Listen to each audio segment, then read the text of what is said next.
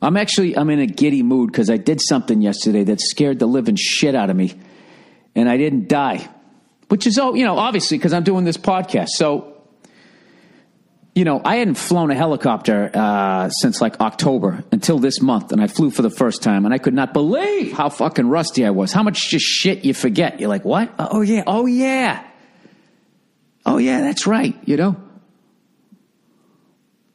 Turning base, turning final. I didn't even slow down.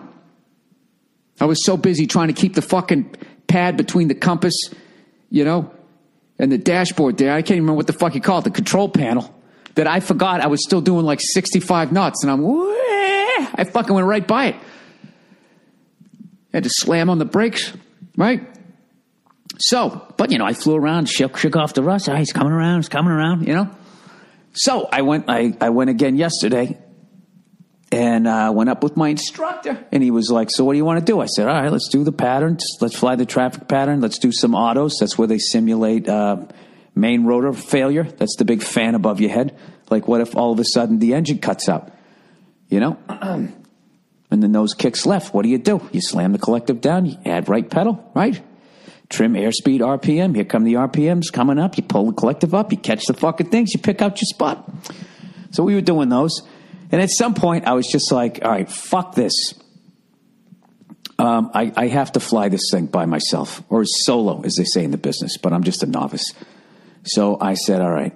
He goes, well, okay, we did a couple of those. He goes, what do you want to do now? I said, all right, can you just step out and let me just fly this thing around one time by myself just to do it again? And he goes, yeah, absolutely. So he steps out. And up until that point, it had been a great day. Not a lot of traffic over there. Everything's fucking fine. So he gets out, roll it back up, lights are out, RPMs are in the green, gauges are all green, carburetor heats up, I fucking lift up, light on the skids, bring it up, boom.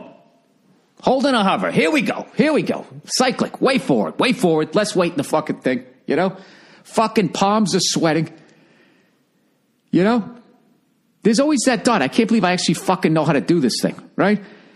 So, immediately there's a fucking crosswind. So I'm looking at the windsock, I'm like, you fucking cunt, I'm fighting it. Left pedal, now I'm facing the wind, so everything's fine. And next thing you know, like 3 JetBlues are taking off, a Southwest is landing. I made my call, and the guy's like, whatever, fucking 6 Victor Hotel, stand by. And stand by means shut the fuck up. I always forget that, because then I always go, 6 Victor Hotel, standing by. So I'm fucking sitting there. I felt like I was in a hover for 20 minutes.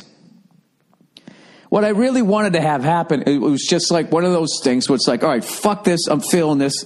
Roll down, have him step out. I fucking roll back up, lift it off, ask for clearance. He gives it to me, and I just take it for a lap around the airport. That's all I wanted to do. So now I'm fucking sitting in this hover just going, Jesus Christ.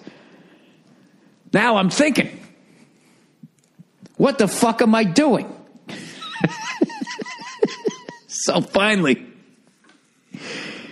he called. Yeah, the guy fucking goes, 6 Victor Hotel, left closed traffic, clear for takeoff. Clear for takeoff, 6 Victor Hotel. And then I fucking, took off, brought it around. And when I was turning crosswind, I'm looking for traffic to join the downwind, make sure I don't have any problems. I was actually thinking last night I did stand-up, dressed as Steven Adler at the goddamn Comedy Jam. I tried out a new fucking bit about blow-up dolls that was killing so hard, I looked over and Josh Adam Myers was fucking dying laughing on the side of the stage. It's so, as much as you make people laugh, when you look over and you see a fellow comedian dying laughing, you're onto something. So then I went back and I got to play Rhinosaur, dressed as Steven Adler, the sound guy. Now, I would have dressed up as Matt Cameron, but he's just, he doesn't have any unique facial hair. He's got that sort of that Luke Skywalker haircut. I just would have looked like me with a stupid wig on, And then I got to play the encore, Paradise City. And I was thinking, I fucking did that. I did stand-up and played drums live last night. And right now, I am flying a helicopter by myself. And I flunked so much shit in high school. Terrible at math. Fucking flunked French, all of that shit. It was a great feeling.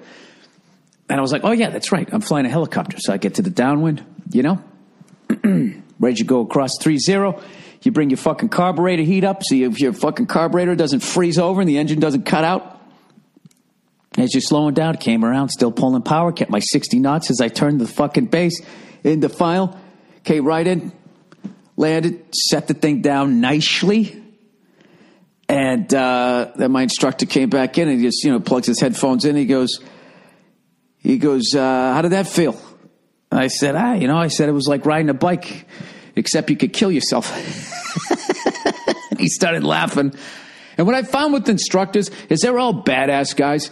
Every one of them. Chicks, they're all fucking badasses, But the second you admit that you're actually scared, they always laugh, and then they usually tell you a story of how fucking nervous that they were. But if you're some fucking cocky cunt,